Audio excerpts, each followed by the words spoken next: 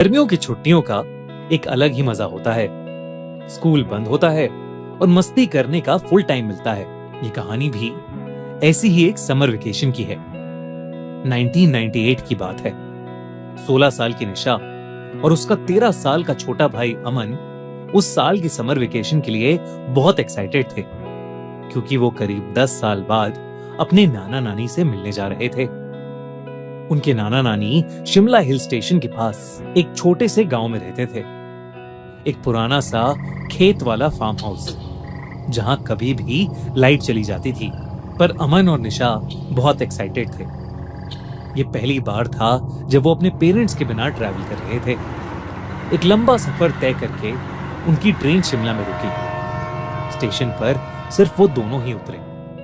उतरते ही उन्होंने अपने नाना नानी को देखा और बैग्स उठाकर उनकी तरफ दौड़ पड़े।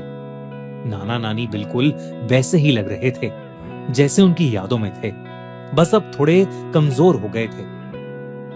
उस समय तेज धूप पड़ रही थी और काफी गर्मी थी, लेकिन उसके बावजूद उनके नाना नानी ने शॉल ओढ़े हुए थे। उनकी आंखों में एक अजीब सा खालीपन था। चेहरे पर मुस्कुराहट तो थी, लेकिन बहुत ही नकली सी। लेकिन अमन और निशा का ध्यान इन चीजों पर गया ही नहीं। वो तो अपने नाना नानी से मिलकर बहुत खुश थे। पूरी कार राइड में दोनों अपनी ट्रेन के सफर की स्टोरी सुनाते रहे। नाना नानी ज्यादा कुछ नहीं बोले, सिर्फ हाँ में हाँ मिलाते रहे और बार बार गाड़ी के रियर व्यू मिरर से उन्हें देखते रहे। शिमला से करीब 1 घंटा कार ड्राइव करके वो लोग घर पहुंच गए। उनके नाना नानी का एक बड़ा सा फार्म हाउस था, पर काफी पुराना हो चुका था। पीली दीवारें और चारों तरफ जंगली घास। ऐसा लग रहा था कि जैसे उस घर को कोई मेंटेन ही नहीं करता है। दूर दूर तक कोई और घर नहीं था। रात हो चुकी थी तो आसपास कुछ दिखाई भी नहीं दे रहा था। घर के बाहर वरांडा में एक पुरानी रॉकिंग चेयर थी, जो बिना हवा के भी हल्की हल्की हिल रही थी। अमन ने मजाक में बोला कि ऐसी ही जगह पर हॉरर मूवीज शूट होती हैं, और दोनों भाई बहन हंस पड़े। घर के अंदर सब कुछ पुराना था। ब्लैक एंड व्हाइट फोटोज, लकड़ी का फर्नीचर और एक अजीब सी स्मेल, जैसे कुछ सड़ रहा हो। जब दोनों ने मुंह बनाया तो नानी मुस्कुराते हुए बोली, ये गोबर की स्मेल है, खेतों से आ रही है। ये कहकर नानी किचन में चली गई और नाना जी ने उन्हें उनका रूम दिखाकर खाने के लिए आने को बोला। उनका रूम काफी बड़ा था, पर खिड़की से सिर्फ अंधेरा और लंबी घास दिख रही थी। थोड़ी देर बाद नानी ने खाने के लिए बुलाया। सब डिनर के लिए बैठ गए। नाना नानी उनके साथ डाइनिंग टेबल पर बैठे तो सही, पर उन्होंने कुछ खाया नहीं।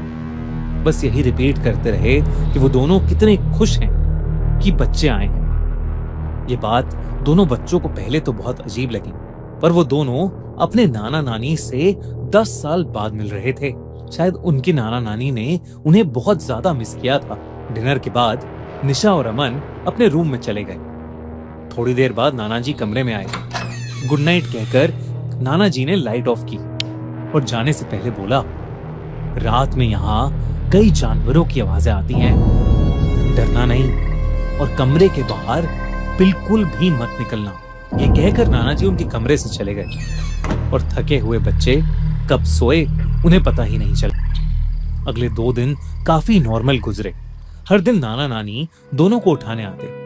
निशा अपना ज्यादातर समय एक विंडो के पास बैठकर स्केचिंग करते हुए बिताती थी। उस विंडो से सिर्फ पेड़ दिखते थे, सारे के सारे एकदम एक जैसे। अमन घर के आसपास घूमता रहता या घर के पीछे के कोने में एक पुराने झूले पर बैठकर अपने वॉकमैन पर गाने सुनते रहता। नाना नानी हर दोपहर ये कहकर घर से निकल जाते कि वो दोनों खेत में काम करने जा रहे हैं, और सीधा रात को वापस आते। घर में एक लैंडलाइन फोन भी था, पर वो खराब पड़ा था, तो वो बच्चे अपने मम्मी पापा से भी बात नहीं कर पा रहे थे। कुछ छोटी छोटी चीजें भी थीं जो थोड़ी अजीब थीं, जैसे नाना नानी कभी भी उनके साथ कुछ खाते नहीं थे। हर बार कोई ना कोई बहाना करके दोनों डाइनिंग टेबल पर बस बैठे रहते। एक बार अमन ने देखा कि किचन में फ्रिज खुला हुआ था और अंदर सिर्फ एक पतीला था, जिसमें कोई लाल गाढ़ा सा लिक्विड था। जब उसने पूछा तो नानी ने सिर्फ इतना कहा कि वो एक पुरानी फैमिली रेसिपी है और वो जोर जोर से हंसने लगी। अक्सर नानी बेवजह जोर जोर से हंसना शुरू कर देती थी और नाना जी कई घंटों तक एक ही जगह बैठकर सामने किसी चीज को घूरते रहते। दोनों भाई बहन को लगा कि ये सब बुढ़ापे की निशानी है। उस रात निशा की आंख किसी आवाज से खुली। आवाज दरवाजे के बाहर से आई थी। तभी दरवाजे के नीचे से एक बड़ी सी शैडो गुजरी। सिर्फ 1 सेकंड के लिए नाना जी की वार्निंग भूलकर निशा दरवाजे के पास दबे पांव गई और उसने धीरे से दरवाजा खोला। वो अजीब सी बदबू अब और तेज हो गई थी। सामने अंधेरा था पर किसी के गुर्राने की आवाज आ रही थी। वो कोई जानवर नहीं लग रहा था, वो कुछ और ही था। इससे पहले कि निशा उसके पास जाकर कुछ समझ पाती, अचानक से किसी ने उसके कंधे पर हाथ रखा और उसकी चीख निकल गई। उसके पीछे उसकी नानी थी। उनके चेहरे पर अब भी वही अजीब सी नकली स्माइल थी और उनका चेहरा अजीब सा सफेद पड़ चुका था। उन्होंने निशा को सोने को कहा। घबराई हुई निशा चुपचाप अपने कमरे में वापस आ गई, लेकिन वो डर के मारे सो ही नहीं पा रही थी। निशा को अब उस जगह से एक घबराहट होने लगी थी। अगली सुबह नाना नानी उसके कमरे में आए। दोनों का चेहरा बिल्कुल नॉर्मल था। रोज की तरह वो बोले, नाश्ता किचन में है और वो खेत में काम करने जा रहे हैं। जैसे ही निशा को मेन डोर बंद होने की आवाज आई, उसने राहत की सांस ली। उस दोपहर अमन बाहर झूले पर बैठकर अपना हॉलिडे होमवर्क कर रहा था जब उसे घर के अंदर से कुछ बच्चों के खेलने की आवाज आई। उसने पीछे वाली खिड़की से झांका तो उसे एक परछाई दिखी, मानो किसी छोटे से लड़के की हो। अमन को लगा कि शायद घर पर मेहमान आए हैं, पर जब वो घर के अंदर गया तो वहां निशा के अलावा कोई नहीं था। वो पूरे घर में उस लड़के को ढूंढने लगा और तब उसका ध्यान ड्राइंग रूम में पड़ी ब्लैक एंड व्हाइट फोटोज पर गया। बीच में उनके नाना नानी की एक बड़ी सी फोटो थी और उनकी आंखों से खून बह रहा था। ये देखकर अमन डर गया।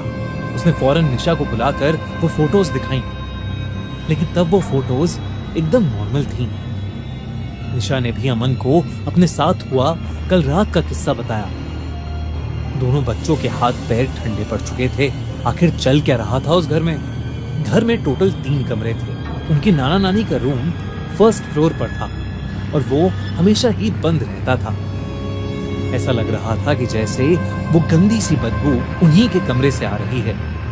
उन दोनों ने किसी तरह चाबियों के गुच्छे से चाबी ढूंढकर वो कमरा खोला। दरवाजा खोलते ही उन्हें एक बहुत ही गंदी स्मेल आई। अंदर बेड पर 2 सड़ती हुई बॉडीज पड़ी थी। दोनों अपना मुंह ढककर थोड़ा और पास गए तो निशा ने देखा कि एक बॉडी के गले में वही लॉकेट था जो नानी पहना करती थी। निशा के पैरों तले जमीन खिसक गई। वो समझ गई कि ये लाशें उनके नाना नानी की हैं। पर अगर ये लाशें उनके नाना नानी की हैं, तो वो कौन हैं जिनके साथ वो रह रहे हैं? दोस्तों, ये था इस कहानी का पार्ट 1। इसका पार्ट 2 देखने के लिए सब्सक्राइब करो।